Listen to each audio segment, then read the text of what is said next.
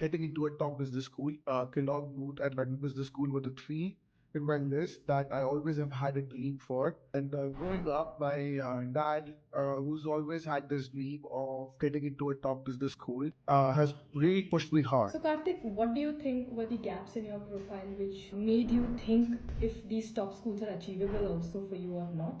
How does it feel now? I mean, do you really feel you've achieved it despite these gaps? A few gaps in my profile.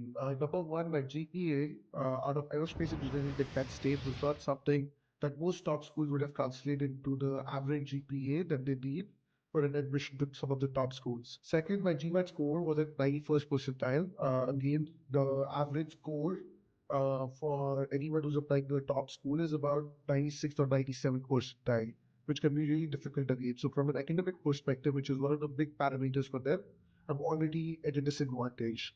Third, I was also a re-applicant to some of the schools and had been on this journey for quite some time.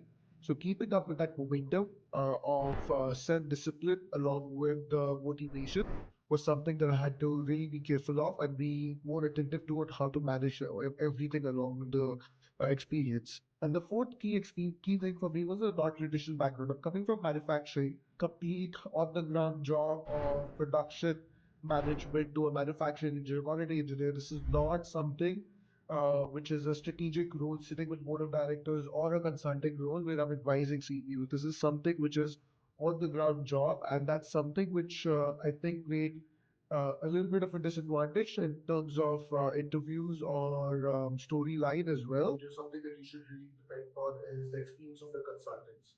The experience really matters, and Mr. Rishabh has about 18 years of experience that really showed in my application through many ways.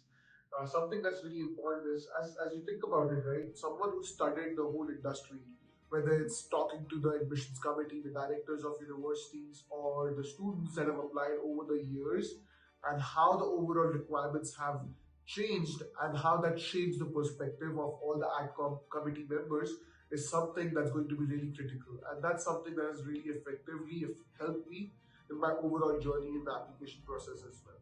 And I'm really lucky to have now an admit from them. The interview process was really rigorous, but I succeeded in it, and I'm really thankful for that. Thank you.